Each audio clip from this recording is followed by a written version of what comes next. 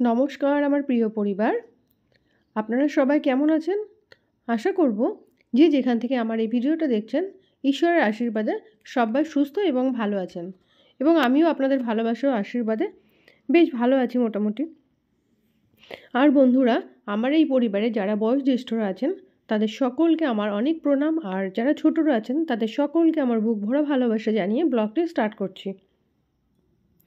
আর আমার এই পরিবারে নতুন বন্ধুদের স্বাগত জানিয়ে আর পুরনো বন্ধুদের অভিনন্দন জানিয়ে আজকের ব্লগটি স্টার্ট করছি। আর দেখো, এই যে এখন কিন্তু 8:30 মতো বাজে ঘড়িতে, মানে 8:20 বাজে, ওই 8:30 বাজতে যাচ্ছে প্রায়। তো বর কিন্তু বলেছে রেডি হয়ে নিতে আমাদেরকে, আজকে মেলায় নিয়ে যাবে। তো অনেক আজকে সারাদিন ধরে অনেক ঝগড়াঝাটি করার পর অবশেষে রাত 8:30টার সময় ওনার টাইমটা হলো। তো এখনও কিন্তু আসেনি, ফোনে বলেছে যে রেডি হয়ে নিতে। এদিকে দেখো আমি দুষ্টুকে রেডি করছি, আর এই যে মাথা টাথাগুলো আঁচড়ে দিচ্ছি। ওকে অনেকবার তোকে বলছি, বাবা একটু ক্রিম টিম মেখে নাও না, একদম ক্রিম টিম মাখতে চায় না। কোথাও যাবে যে একটু সাজুগুজু করি, কিছুই করতে চায় না। তো ওই যে আর কি জোর জবরদস্তি ধরে বেঁধে রেডি করে রাখছি। তো ওর বাবা কিন্তু এখন আসেনি, দোকান বন্ধ করে, তাও আসবে। তার আগে আর একটা কথা বলে নিই, দেখো আমার ছেলে কিন্তু তোমাদেরকে কিছু দেখাতে চাই। হ্যালো গাইস, তো দেখো আমি আজকে তোমাদের রঙের ব্যাপারে কিছু বলবো। তো ব্লুটা আমাদের মিক্সড করে হয় গ্রিন, নেক্সট ব্লু আর রেড, এই কালারটা মিক্সড করে হয় আমাদের পার্পল।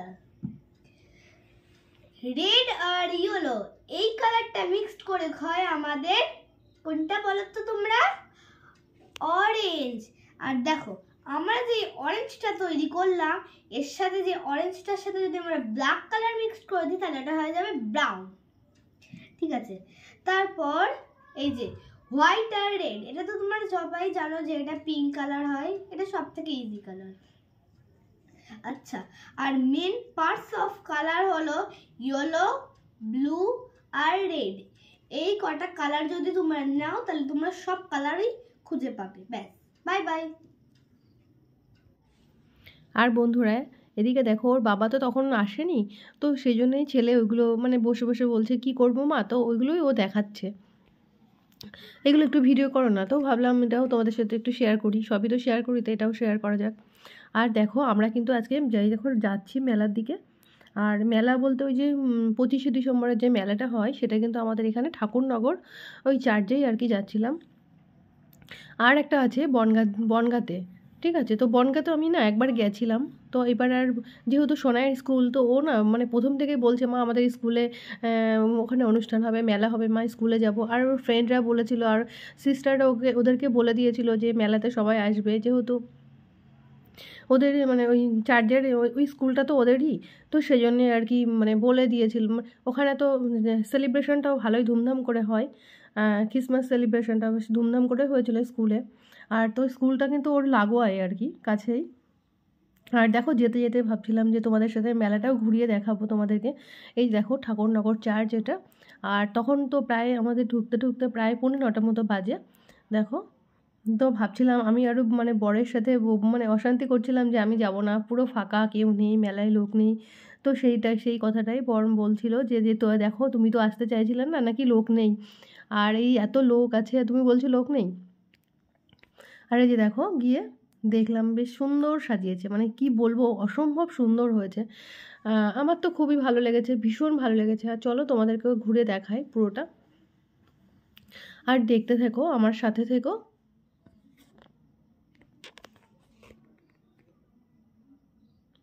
এই দেখো এটা কিন্তু হচ্ছে যে বাইরে যে একটা শহীদ ইয়ে ছিল না, আর কি বলি, তোমরা যারা ঠাকুরনগর এসে থাকবে চার্চে তারা অবশ্যই বুঝতে পারবে যে এটা কোন জায়গায়।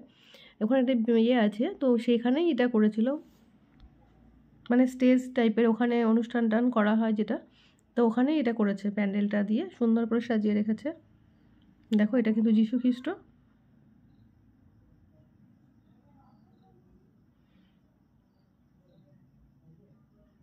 আর আমরা কিন্তু আগে এসে এখানেই চলে এসেছি দেখতে। আর আমার শোনায় না প্রত্যেকটা জিনিস তোমাদেরকে পুজোর যে ভিডিওগুলো আমি দিয়েছিলাম না তোমাদেরকে, সেখানেও বলেছিলাম আমার দুষ্টু প্রত্যেকটা জিনিস খুব খুঁটিয়ে দেখে, এই ঠাকুরটা কেন ওইভাবে তাকিয়ে আছে, কেন ওই দিকে তাকিয়ে আছে, এই রকম জিনিসগুলো। তো সেই রকম করতে করতে দেখে দেখে এবার দুজনে একটু ফটো শ্যুট করবে বললাম। তো ওই দেখো একটু ছবি শ্যুট করছিলাম। তো বর কিন্তু একদম মানে অফ ক্যামেরায় থাকতে চায়, কখনো ওই ক্যামেরার সামনে আসতে চায় না আমার বরমশাই। তো আজকে একটু জোর করেই আর কি নিলাম। এই দেখো, উনি কি একদম পছন্দ করে না ক্যামেরার সামনে আসা। তো আজকে আর কি মানে বারবার রিকোয়েস্টে আর কি আসলো।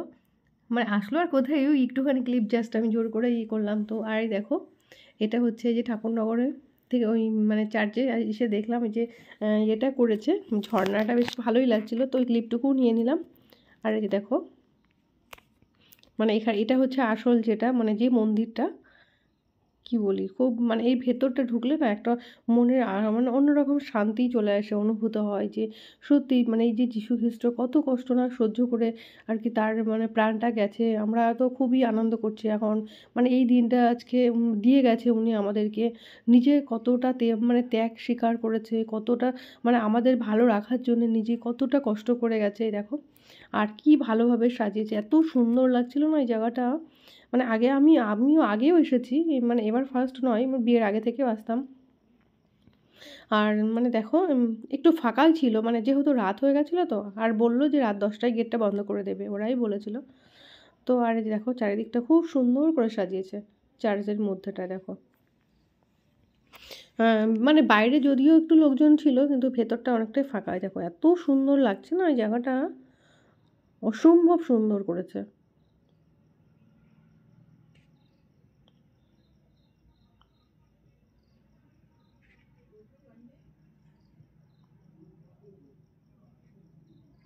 আর না এখানে দেখলাম সবাই ছবি টবি তুলছিল আর ফটোশ্যুটও করছিল। তো আমিও ভাবলাম যে আমিও একটু ফটোশ্যুট করব, কিন্তু ছবিটা মানে আমার ভিডিও মানে ফোন ক্যামেরা ধরে দেওয়ার লোক ছিল না। আর আমার মানে বর তো আর ওঠেনি, বর ছিল নিচে দাঁড়িয়েছিল। ও না উঠতে চাইলো না, তো বলল যে তুমি ওকে নিয়ে যাও, ছেলেকে নিয়ে তুমি দেখে নিয়ে এসো। তো ক্যামেরা ধরার লোক ছিল না বলে আর ফটোশ্যুট করা হচ্ছিল না। তা সোনাইকে অবশেষে বললাম, বাবা তুমি কি একটু ক্যামেরা ধরতে পারবে ফোনটা? তো ওই কোনোভাবে যেমন পেরেছে আর কি একটুখানি ধরেছে। আর এগুলো কিন্তু সব আমি নিজেই করেছি। দেখো এই জায়গাটা এসে না মনটা সত্যিই খুব খারাপ লাগছিল, মানে এত কষ্ট লাগছিল কি বলবো। দেখো যীশু খ্রিস্টটা মানে কেমনভাবে যে মানে এটা তো আমরা ভাবতে পারি না, যখন এখানে এটা দেখি তখনই এটা মনের মধ্যে আসে যে সত্যি আজকে আমরা এত ভালো আছি, এত কিছু করছি, সব এরা মানে এদের আত্মত্যাগে আমরা আজকে এই জায়গায় এসে পৌঁছেছি, তাই না বলো? আর এই যে দেখো আমরা ফুচকা খাচ্ছি, তো তার আগে মানে একটু ভাবলাম যে আমিই করছি যেহেতু, মানে পর 2-3 জনেই তো একসাথে ফুচকা খাচ্ছি, তাহলে ভিডিওটা কে করে দেবে? তো সেই জন্যই আর কি ধরতে পারলাম না, ক্যামেরাটা দেখাতে পারলাম না। আর এই যে মেলাটা দেখো ঘুরছি, আর সোনাই তো এটাকে চেনে, মানে এই মাঠটাকে চেনে। তো ওই বলছে যে ওরা স্কুল থেকে ফেরার সময় তো ওই মাঠে খেলা করে। তো আস্তে আস্তে ও দেখেছে যে ওখানে মেলা বসেছে, তো মেন কারণ হচ্ছে ওর মেলায় যাওয়ার, খেলনা কিনতে হবে। তো ওই আর কি ওর জানে যে ওইখানেই মেলা আছে, তোর বাবাকে ঠেলে ঠিক নিয়ে চলে গেল যে আমাকে ওই আমার স্কুলের মাঠে ওইখানে নিয়ে চলো। মানে আসার সময় ওই মাঠে দাঁড়িয়ে আমরা কিছুক্ষণ ওকে খেলিয়ে নিয়ে আসি। আর এই যে দেখো আমি ওকে কিছু খেলনা কিনে দেওয়ার জন্য দাঁড়িয়ে আছি। তো ও যা বললাম যে তুই যেটা পছন্দ করবি দেখ, সেটাই তোকে কিনে দেওয়া হবে। তা ও চাইছিল কিছু জিনিস, তো তো সেটাই দেখছিলাম, ঠিক আছে দেখো তুমি যেটা নেবে তো সেটাই তোমাকে কিনে দেবো। আর ওইখান থেকে ও নিয়েছিল হচ্ছে তোমার একটা ওই যে কী বললো যে কৌটোর মধ্যে থাকে না যেগুলো, আহ, কি ক্লে টাইপের যেটা, তো ওরকমই কিছু একটা জিনিস নিয়েছে কৌটোর মধ্যে এটা। আর আগের বারে তো ক্লে নিয়েছিল প্যাকেট করা, মানে একসঙ্গে 10টা ছিল। আর আর কি নিয়েছে বলো তো, ক্লে নিয়েছে আর একটা কী যেন নিয়েছে, আর স্টিকার নিয়েছে।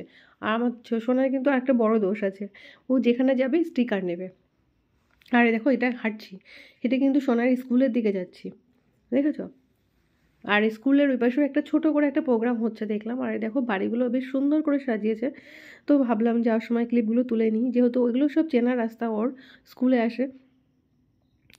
আর হচ্ছে এই দেখো এখানে একটা ভালো প্রোগ্রাম হচ্ছিল, আর এখানে না প্রচণ্ড গান হচ্ছিল, কিন্তু আমি গানগুলো কেটে দিলাম যেহেতু কপিরাইট আসছে বলে।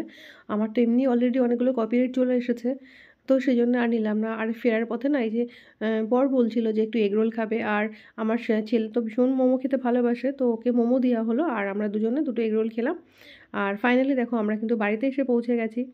আর